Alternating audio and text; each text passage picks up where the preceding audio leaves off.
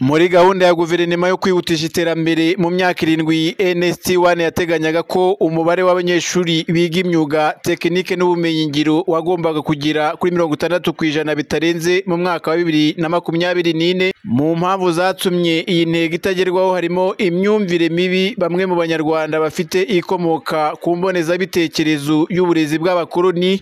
Ariko nubwo bimeze gutyo, u Rwanda rufite gahunda yo guteza imbere aya masomo kuko ngo ari ishingiro ry'iterambere. Ku rundi ruhande ariko abana biga aya masomo bavuga ko hari ababyeyi badashyigikira amahitamo y'abana bakababuza kwiga amasomo bakunda, ari nayo mpamvu basaba kujya bareka abana bagahitamo amasomo bakunda.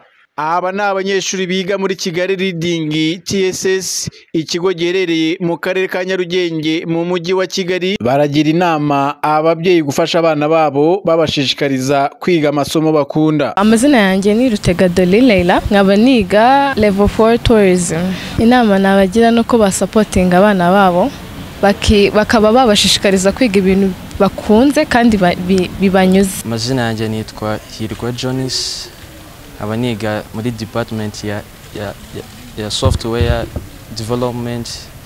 Ababyeyi nabagira inama yuko nyine ibyo byiyumvira atari byiza, nyine ko kenshi nyine ari ukwibeshya, kuko nyine muri TVET harimo amahirwe menshi, opportunities nyinshi ku bana, ndetse nyine zazabateza imbere ejo n'ejo bundi, kuko ni byiza, ntago bigoye cyane kandi birimo n'amahirwe menshi.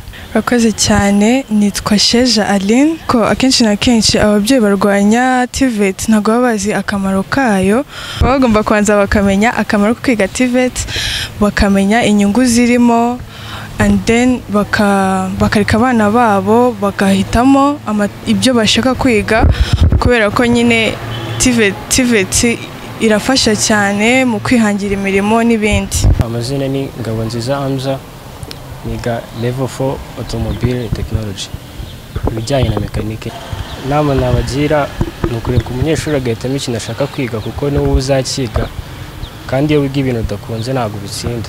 Birakugora kubyiga, ariko iyo wiga ibintu ukunze ushyiraho umutima wawe n'ubwenge bwawe bwose bikagufasha kukimenya neza icyo kintu wiga. Kwitonda Ephraim, umuyobozi wungirije ushinzwe amasomo muri Kigali Leading TSS, avuga ko mu mwaka w'amashuri wa 2024-2025 bitwaye neza, kuko ngo batsindishije abanyeshuri ku kigero cya 90.41%. Umwaka dushoje amashuri wa 2024-2025, ikigo cya Kigali Leading TSS kitwaye neza, aho usanga ku banyeshuri bakoze ikizamini cya leta twaratsindishije ku rwego rwa 90.41%. Ngendeye ku masomo tugira amashami agera muri 4.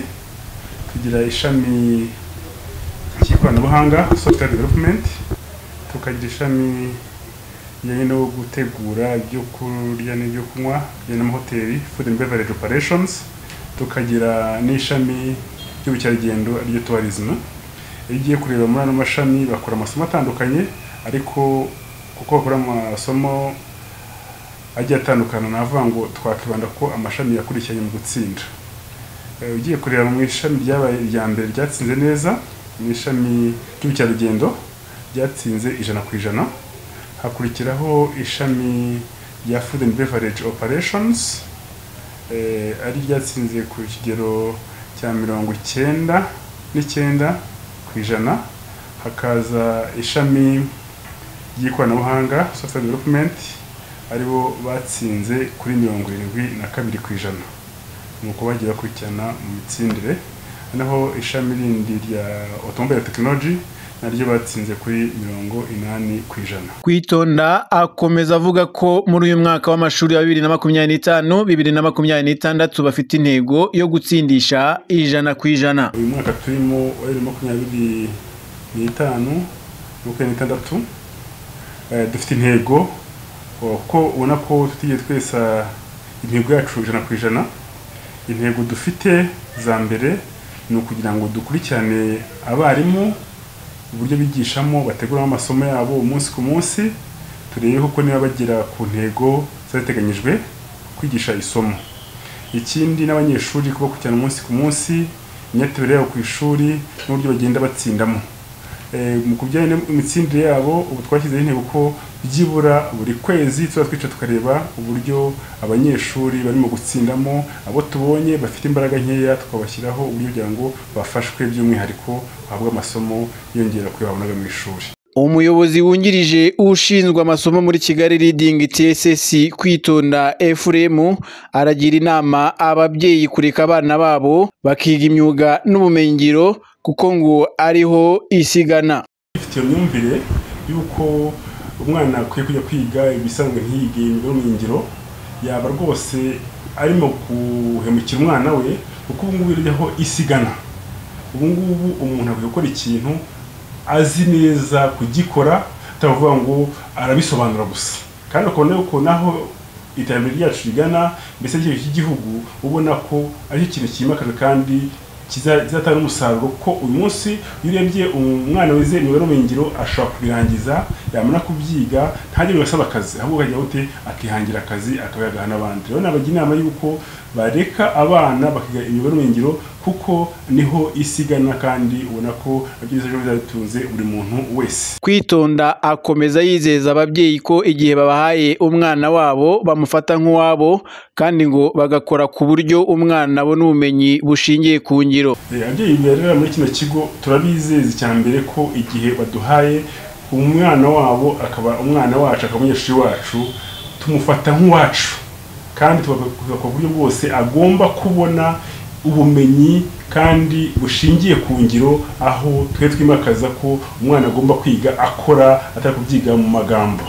Rero ikindi tukabizeza ko kandi kijyanye na discipline imyitwarire tubishyira imbere ku buryo umwana uhaje atahavana gusa ubumenyi ahubwo ahavana n'uburere kandi bushingiye ku ndangagaciro zigeneye no turera n'Imana. Ugiye kureba ubu ngubu aho bigeze bamaze kubisobanukirwa ku buryo usanga mu kigo cyacu nibura hejuru ya 80% ari abakobwa gusa ahubwo barimo kwiga imyuga n'ubumenyingiro, ku buryo ubona ko twebwe rwose hamya ko intego yo kuba twakimakaza ko abakobwa bagomba nabo kwiga bakiga imyuga n'ubumenyingiro turimo kubigeraho mpanya ko kugira ngo bikaba n'igihe rwose usanga biganje kurushaho abahungu, cyane ko n'ayo mashami tuvuga dufite ubukerarugendo barabukunda, ukajya kuri bijyanye na food and beverage operation nayo barabikunda, no mu ikoranabuhanga usanga byibura ugiye kurebamo ahubwo 60% ari abakobwa barimo, cyane cyane ukabona ko ayo mashami rwose usanga abakobwa biganjemo. Wenda ahubona bakiri bakeya kubera ko batari babyumva neza ari n'ababyeyi bwabo bijyanye n'iki na automobile technology, kuko usanga ababyeyi bumva ko ahari kwiga automobile technology abajya baterura moteri ibintu biruhanyije kandi ntabwo bikuneye pe ko ubwo ikoranabuhanga rigeze imodoka zigezweho ntabwo zisabye byose, ntabwo ari mu bya moteri usanga imodoka automatique kandi umunsi nizo usanga abantu bari bajya barimo kwiga n'amashanyarazi.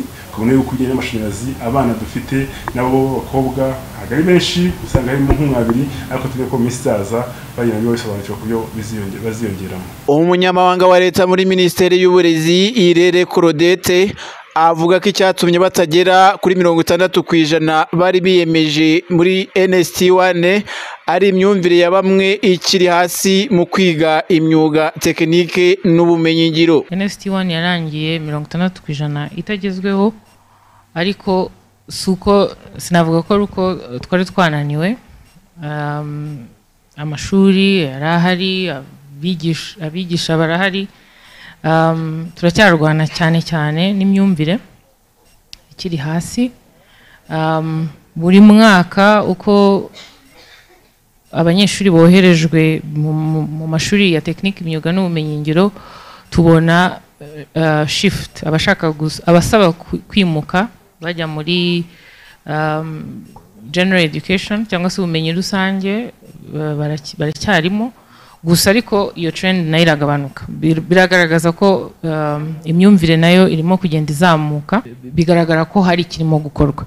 Icyo rero nasaba nuko dufatanya abantu bakumva ko aya mashuri ari ingenzi. Kigali Leading TSS ni ikigo cyatangiye mu mwaka wa 2013 kikaba gifite abanyeshuri bagera kuri 600 bari mu mashami atandukanye ari mu ikoranabuhanga, software development, ubukerarugendo, tourism, gutegura no gusereva ibyo bakenera mu kurya no kunywa, food beverage operation na automobile technology. Urwego rw'igihugu rushinzwe guteza imbere tekinike, imyuga n'ubumenyingiro ruvuga ko umubare w'abiga imyuga, tekinike n'ubumenyingiro ugeze hafi kuri 40% bavuye kuri 31% mu mwaka wa 2022.